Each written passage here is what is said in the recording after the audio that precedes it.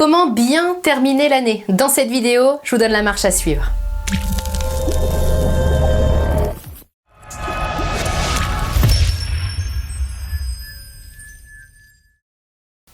Bonjour, mon nom est Nathalie Martin, je suis coach en éveil de conscience auprès des hommes et des femmes qui veulent une vie remplie de sens et d'abondance. Si c'est votre première visite ici sur ma chaîne, je vous invite à vous abonner pour avoir en priorité mes prochaines vidéos et également à télécharger mon coffret gratuit 3 clés pour trouver le sens de votre vie. Le lien apparaît ici en haut à droite et dans la description qui accompagne la vidéo.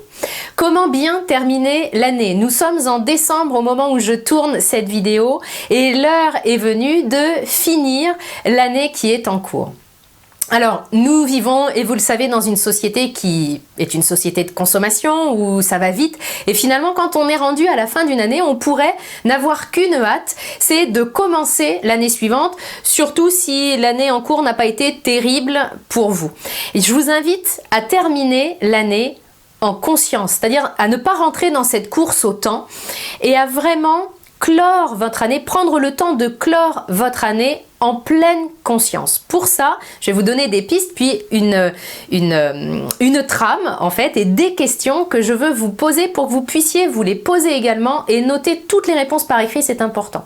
Donc prévoyez d'avoir le temps devant vous.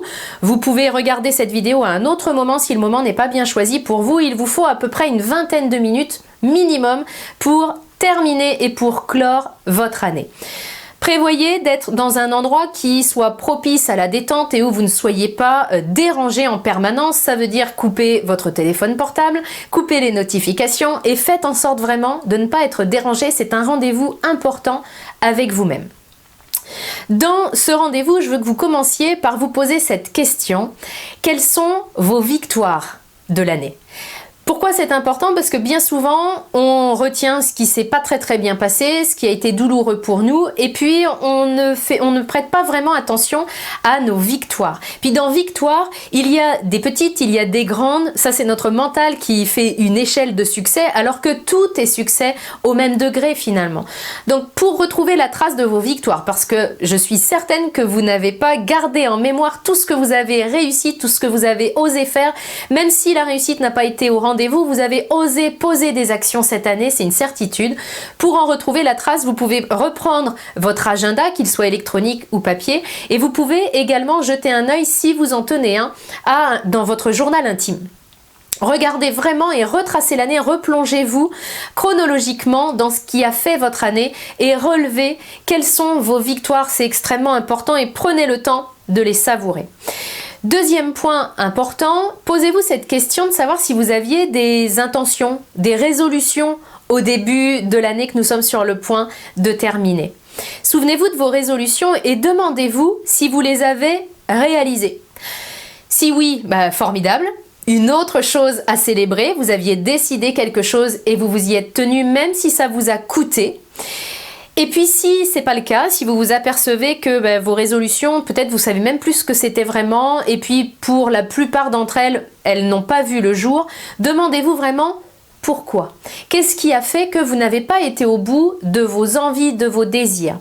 C'est pas l'idée ici de vous taper dessus, mais c'est vraiment l'idée de mettre le doigt sur probablement des mécanismes d'auto-sabotage, sur probablement des excuses que vous pouvez vous donner, parce que bien évidemment, si vous ne mettez pas en lumière ce qui vous ralentit ou ce qui vous bloque complètement dans votre vie, ça va continuer à vous bloquer et ça fait peut-être finalement des années que vous n'atteignez pas vos désirs, que l'année n'est pas à la hauteur de ce que vous auriez aimé, que vous avez des changements que vous voulez faire, quitter votre job par exemple, puis vous vous apercevez qu'à la fin de l'année, vous êtes encore dans ce job en train de vous demander si vous devez le quitter, tout ça c'est lié au fait que vous êtes dans des conditionnements et en mode pilote automatique. Donc c'est important de voir et d'écrire noir sur blanc ce qui vous sabote, parce que c'est déjà un premier pas à faire pour que ça arrête de vous saboter d'année en année.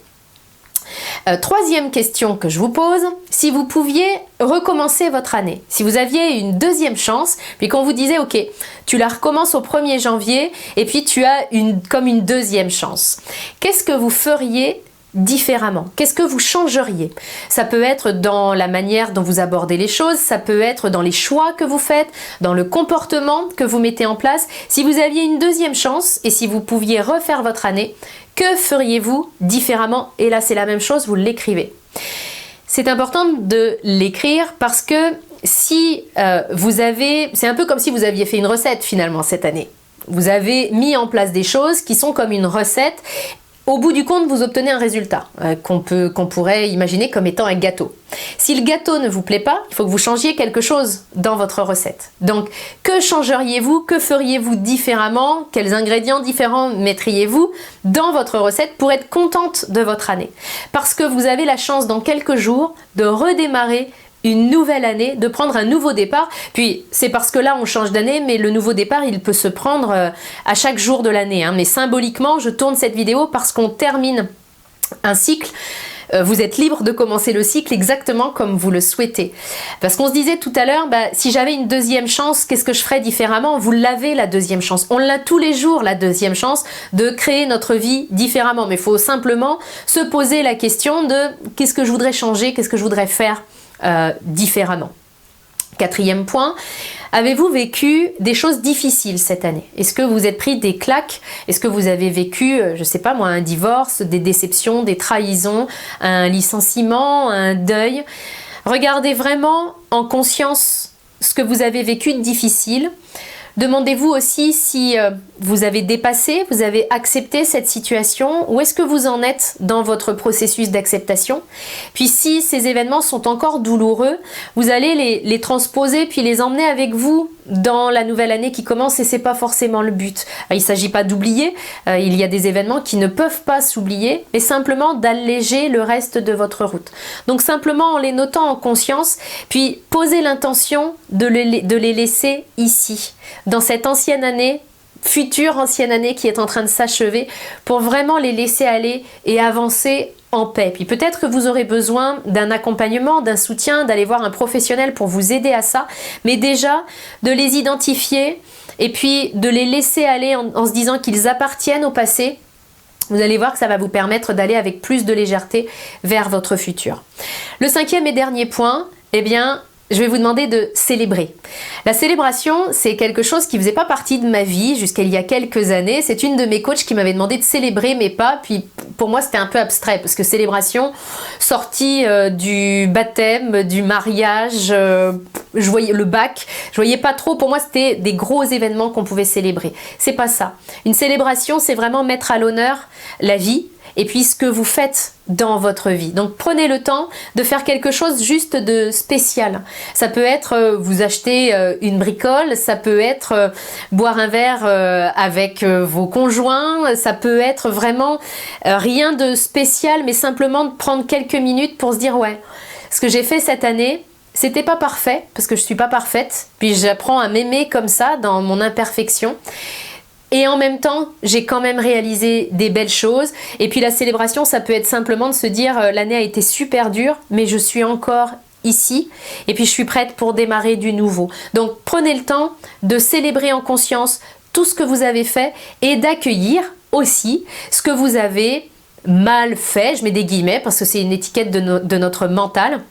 Parce qu'effectivement, si on faisait tout bien, ce serait facile de nous aimer. On fait aussi des faux pas, on n'a pas toujours la bonne parole, on n'a pas toujours la bonne action, on n'a pas toujours le courage de faire ce qu'il y a à faire. Notre leçon derrière tout ça, c'est d'apprendre à nous aimer tels que nous sommes, encore une fois, dans notre imperfection, puis surtout dans notre grande humanité. Et la leçon pour l'année qui vient de s'écouler et sans doute pour toutes les années qui viennent, c'est celle-ci. Donc prenez le temps de regarder aussi ce qui n'a pas marché, de vous demander comment vous pourrez faire autrement, mais d'accepter et d'accueillir les choses que vous n'avez pas correctement réalisées ou pour lesquelles peut-être vous vous êtes déçus. C'est également important.